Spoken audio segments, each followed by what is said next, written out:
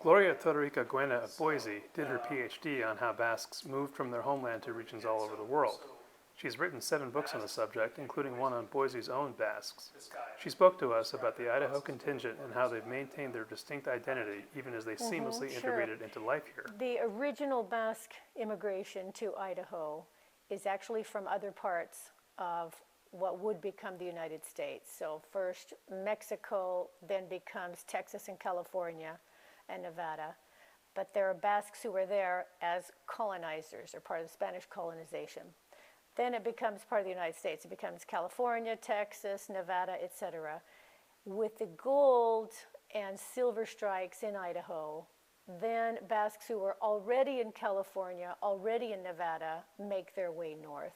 But immigration to Idaho is pretty late. It's late compared to the rest of the United States. It's late meaning the 1890s, 1880s, 1890s. However, once those Basques are here, very few try their luck in mining, and because that doesn't really pan out, then Basques go into farming and ranching, lumbering, mining. You don't have to speak English to do that.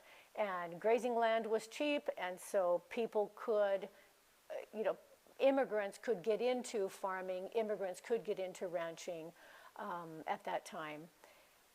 Later, by about the 1920s, immigration from Vizcaya to Idaho is direct. Okay. Now it's easier, cheaper, faster, safer to get to the United States from the Basque Country, crossing the ocean, and then it's easier, faster, cheaper, safer to get from the east coast of the United States out to Idaho, because now you have rail all the way. So information is going back and forth between Idaho and the Basque Country via letters saying there's a lot of opportunity here. You don't have to speak English. You don't have to become a U.S. citizen. We need workers. And so they call for their brothers, their cousins, their, eventually friends, their fellow villagers. And then those people come directly. So in most immigration schemes, the question is, what kind of information do you get? What is the accuracy of the information? What's the intensity of the information? So when the information that's going from Idaho back to Vizcaya is easy to live here, lots of work, lots of fellow Basques for you to hang out with, boarding houses where you can stay safely, people that will take care of you. We're establishing these networks already. It seems like a pretty easy decision, because in your homeland, in Vizcaya at that time, they've suffered the civil wars of the 1800s, then another civil war in the 1930s, 1936 to 1939. And so it seems like a pretty obvious choice. Let's get out of here. We've got people waiting for us in Idaho that will help us. So there's direct immigration, very, very intense. The 30s, the 40s, the 50s, and then it starts to taper off. The great majority of Basques in the Treasure Valley are from Vizcaya as a territory, and then within Vizcaya, from a coast on the a coastal triangle, from what is basically about Deva, over past Bilbao, and then inland toward Guernica and Munguia areas.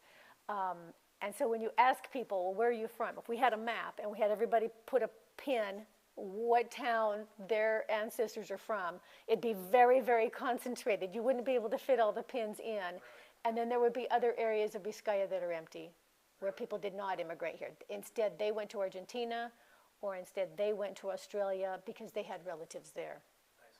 When Basques immigrate, I'm fast forwarding centuries to Idaho, and then we're talking about the 1900s, then again, in a state where there's such a small population, it's easier for Basques to maintain that identity because they're a large group in a small state. But for Basques who migrated to California, or Basques who migrated to Argentina or to Mexico, where there are lots of many, many different kinds of ethnic groups and the populations are huge, you're just one more. You are just one more immigrant. You're just one more ethnic. In Idaho, though, Basques maintained their language. They maintained a network of boarding houses, so that helped with the identity and the language. They also maintained travel to the homeland, back and forth. So, for example, my grandfather and grandmother brought their children to the United States, but then they went back to the Basque Country. My father came to the United States as a 17-year-old, but he returned to the Basque Country as a 34-year-old to look for a wife. They married, they came to Idaho, they went back to the Basque Country again and had part of their family in the Basque Country.